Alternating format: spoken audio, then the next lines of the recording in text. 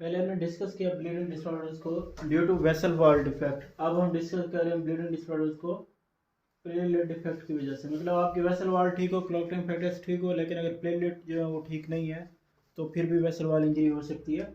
अब platelet defect दो तरह के होते हैं, या तो वो क्वांटिटी में पूरे ना हो या फिर क्वालिटी में ठीक ना हो। ऐसे क्लॉटिंग फैक्टर का क्या फ़ायदा जो मौजूद तो हो लेकिन उनकी क्वालिटी ठीक ना हो। अब हम सबसे पहले डिस्कस करेंगे क्वालिटेटिव डिफेक्ट्स को, मतलब उनकी क्वालिटी में डिफेक्ट। तादाद तो पूरी है लेकिन वो अपने फंक्शन को परफॉर्म नहीं कर पा रहे। अब दो तरह के होते हैं क्वालिटेटिव डिफेक्ट्स। कंजेनिटल मीन्स के बाय बर्थ मौजूद हो, या फिर एक्वायर्ड जो लाइफ टाइम में हम गेन करें। कंजेनिटल डिफेक्ट्स में यह है कि बर्नार्ड सोलियस डिजीज, पिछले दिनों भी हमने डिस्कस की थी। बर्नार्ड सोलियस डिजीज में यह होता है कि कंजेनिटल डेफिशिएंसी होती है for receptor for von Willebrand factor. यहाँ पे रिसेप्टर का एडिशन करना है,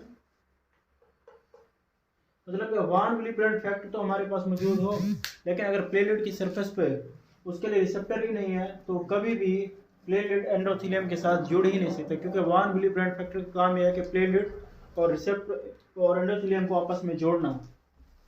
और आगे डिस्कस करें गेंस में थ्रोम्बोस्थेनिया।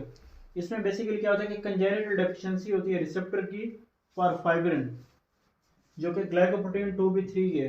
अगर हमारे पास फाइब्रिन मौजूद है लेकिन प्लेटलेट की सरफेस पर अगर रिसेप्टर ही नहीं है फाइब्रिन के लिए, तो कभी भी फाइब्रिन प्लेटलेट्स को आपस में नहीं जोड़ पाएगी और थ्रम्बस नहीं बनेगा, ना ही वेसल वॉल जो है वो रिपेयर होगी।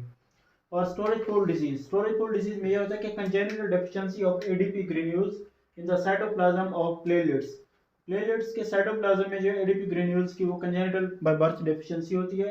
अब हम डिस्कस करेंगे एक्वायर्ड क्वालिटेटिव डिफेक्ट्स।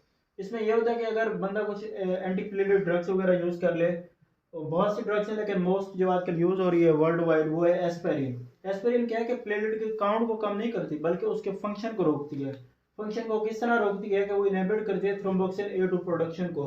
हमने देखा था कि थ्रोम्बोक्सिन ए2 रेकिडोनिक एसिड मेटाबॉलिज्म पैदा होती है और ये प्लेटलेट की एग्रीगेशन करती है, तो ये एंटी कोगुलेंट होती है, एंटी प्लेटलेट होती है, उसकी एग्रीगेशन करने ही नहीं देती। और दूसरी कंडीशन है यूरेमिया, रिनल फेलियर। अब हाई लेवल ऑफ यूरिया की वजह से भी प्लेटलेट की क्वालिटी में फंक्शन में फर्क पड़ता है, लेकिन क्या मैकेनिज्म है ये अभी तक अननोन है साइंस की दुनिया में।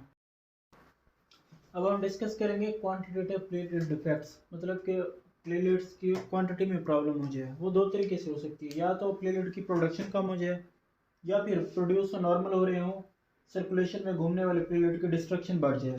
तो पहले हम देखेंगे डिक्रीज प्रोडक्शन को। डिक्रीज प्रोडक्शन जो है वो तीन तरीकों से होती है, या तो बोन मैरो फेलियर हो जाए, जैसे कि ये प्लास्टिक एनीमिया हम देखते हैं, उसमें यह कि बेसिकली होता तो पैनसाइटोपिनिया है, तीनों तरह के जो है वो blood cells, red blood cells, white और प्लेटलेट तीनों ही कम हो जाते हैं। और उसके बाद जो डिसिमिनेटेड कैंसर्स हो गए, मेटास्टेसाइज कैंसर्स, और उसके बाद ल्यूकीमियास, ल्यूकीमिया जगह बोन मैरो का बनाया हुआ सेल बोन मैरो के अंदर ही वो मैग्नेट हो जाता है। अब कुछ ड्रग्स हैं जिनके यूज से होता है, ड्रग्स लाइक एंटी कैंसर्स हो गया, थायराइड, डायरेटिक्स और अल्कोहल। अल्कोहल को ड्रग्स में भी ले सकते हैं और टॉक्सिन में भी। और उसके बाद कुछ वायरसेस होती हैं जो कि प्लेटलेट काउंट को कम कर देती हैं। और मोस्ट इंपॉर्टेंट जो आजकल है, जैसे आप सबको पता ही है, डेंगू वायरस। डेंगू में सबसे ज़्यादा जो है वो प्लेटलेट की जो है तादाद कम हो जाती है, उसके बाद मीजल्स और HIV एड्स।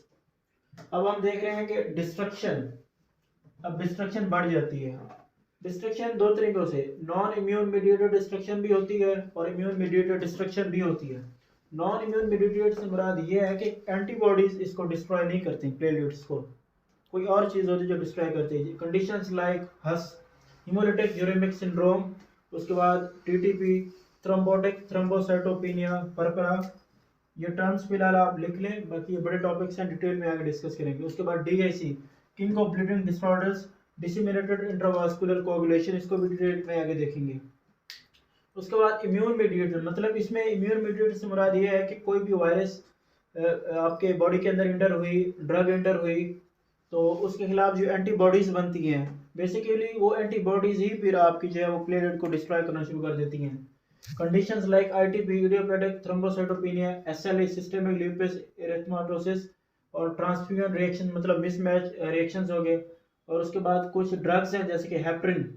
हेपरिन जो बेसिकली इसका जो चीफ और बहुत बड़ा जो साइड इफेक्ट है उसे कहते हैं HIT, hit, heparin induce thrombocytopenia. और उसके बाद ड्रग्स हैं जैसे कि क्विनिडीन हो गया, ये एंटी एरिथमिक ड्रग्स होती हैं, सल्फर ड्रग्स। और वायरसेस, बास वायरसेस जैसे कि Epstein Barr virus, cytomegalo virus और HIV वायरस, इनके खिलाफ जो एंटीबॉडीज बनती हैं इन वायरसेस को तबाह करने के लिए, बेसिकली वो प्लेटलेट को ही तबाह कर देती है। जो HIV है वो दो तरीके से काम करता है, बोन मैरो को सप्रेस भी कर सकता है और इसकी जो एंटीबॉडीज बनती है वो भी डिस्ट्रॉय कर सकती हैं।